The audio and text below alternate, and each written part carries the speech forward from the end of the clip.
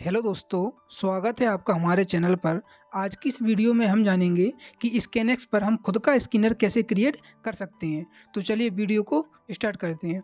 दोस्तों, सबसे पहले आ जाना है हमारे लिए स्कैनएक्स की वेबसाइट पर। तो हमारे सामने इस तरीके का इंटरफेस दिखाई देगा। अब वैसे तो स्कैनएक्स पर हमारे लिए कई सारे प्री बिल्ड स्कैनर्स मिल जाते हैं जिनका हम यूज कर सकते हैं। उनका हम किस तरीके से यूज कर सकते हैं और कैसे स्टॉक्स को स्कैन कर सकते हैं, उनके ऊपर ऑलरेडी मैंने वीडियो बना रखी हैं। तो उनको आप चैनल पे जाके या डिस्क्रिप्शन में लिंक दे दूंगा, तो आप उनको चेक कर सकते हो।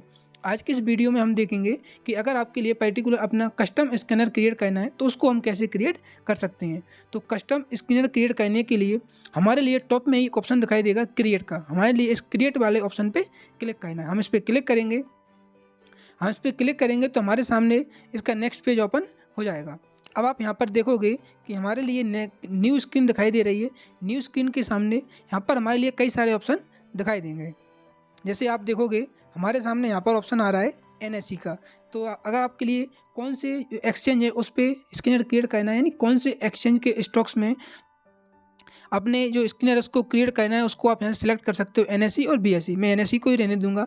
उसके बाद हमारा ऑप्शन आता है इंडेक्स का, यानी कि आपके लिए किस इंडेक्स के स्टॉक्स में स्कैनर क्रिएट करना है। निफ्टी 50 में, सेंसेक्स में, निफ्टी नेक्स्ट 50 में, निफ्टी 100, 200, 500 या मिड कैप या स्मॉल कैप। तो मैं यहाँ पर निफ्टी 500 को सिलेक्ट करूँगा ताकि वहाँ पर हमारे लिए काफ़ी सारे स्टॉक्स मिल जाते हैं। उसके बाद आता है हमारे सामने ऑप्शन इंडस्ट्री का। कौन सी इंडस्ट्री के स्टॉक्स आपके लिए स्कैन करना है।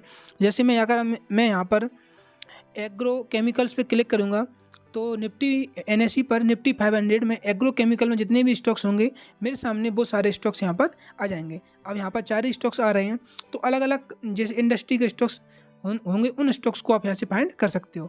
मैं यहाँ पर इसको क्रॉस कर देता हूँ तो हमारे सामने जितने भी स्टॉक्स, सारे स्टॉक्स यहाँ पर आ जाएंगे। इसके बाद आता है मार्केट कैप का ऑप्शन, यानी कितनी मार्केट कैप वाली कंपनी आपके लिए यहाँ पर।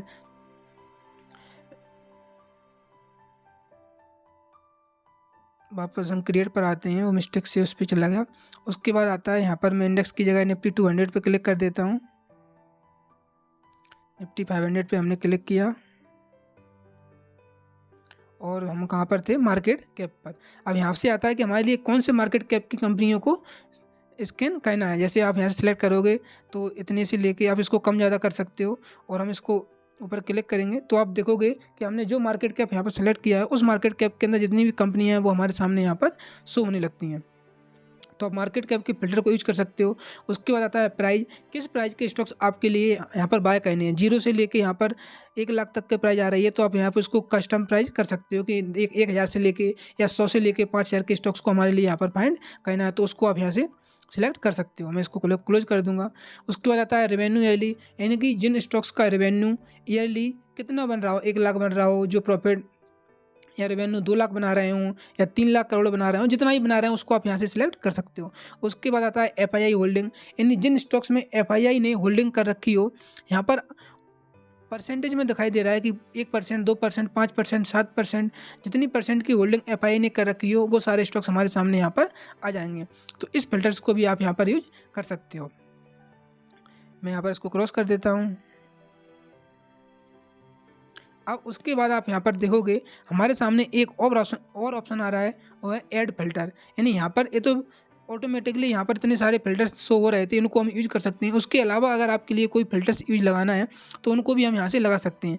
जैसे प्राइस एंड वॉल्यूम पे क्लिक करेंगे तो प्राइस एंड वॉल्यूम में ओपन प्राइस आ रही है, क्लोजिंग प्राइस आ रही है, प्रीवियस प्राइस आ रही है, वॉल्यूम यानी पर्टिकुलर एक स्टॉक्स में जैसे 1 लाख का वॉल्यूम या 10 लाख का वॉल्यूम या 1 मिलियन का वॉल्यूम, कितना वॉल्यूम हो उसको आप यहाँ सेलेक्ट कर सकते हो। इस तरह से टेक्निकल इंडिकेटर्स अगर आपके लिए लगाना है, ईएमए लगाना है या सिंपल मूविंग एवरेज लगाना है, बुलिंजर बैंड लगाना है तो उसको लगा सकते हो। जैसे आरएसआई लगाना है, हमने आरएसआई पे क्लिक किया तो आरएसआई हमारी इस रो में यहाँ पर शो होने लगेगा। मैं अभी आपके लिए दिखाऊंगा।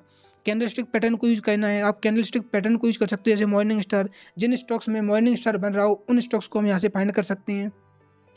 या जैसे कि इवनिंग स्टार, जिन स्टॉक्स में अभी इवनिंग स्टार बन रहा हो उन स्टॉक्स को हम फाइंड कर सकते हैं। मैंने इवनिंग स्टार पे क्लिक किया और हम इसको अप्लाई पे क्लिक करेंगे। अप्लाई पे क्लिक करेंगे तो आप यहाँ पर देख सकते हो FII holding, RSI, evening star यहाँ पर आ चुके हैं।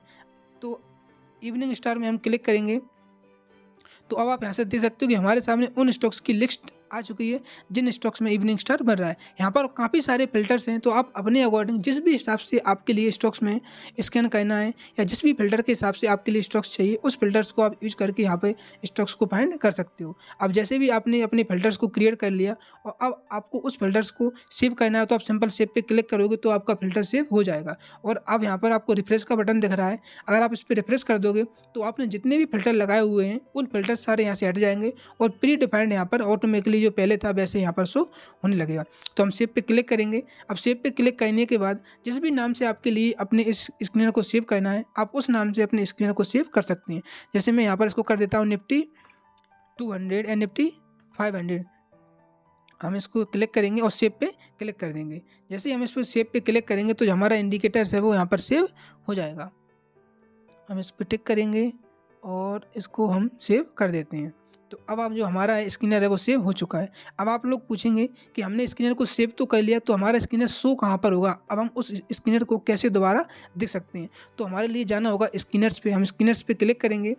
स्कैनर्स पे जाने के बाद यहाँ पर आपको सबसे नीचे एक ऑप्शन दिखेगा माय सेव्ड स्कैनर। हम इस पर क्लिक करेंगे तो आपने जितने भी स्कैनर्स को सेव कर लिया होगा अलग अलग नेम से, अलग अलग कैटेगरी या अलग अलग फिल्टर के हिसाब से, वो सारे स्कैनर आपके यहाँ पर शो होंगे। तो आप देख सकते हो मैंने यहाँ पर निफ्टी 200 के स्कैनर को सेव किया तो मेरा यहाँ पर निफ्टी 200 का स्कैनर है वो यहाँ पर शो हो रहा है। तो दोस्तों इस तरीके से आप स्कैनएक्स पर अपने जो पर्सनलाइज स्कैनर है उसको क्रिएट कर सकते हो और उसको सेव कर सकते हो। तो आप लोगों को ये वीडियो कैसी लगी कमेंट करके ज़रूर बताएं और इसी तरह की वीडियो देखने के लिए आप हमारे चैनल को सब्सक्राइब कर सकते हैं। धन्यवाद।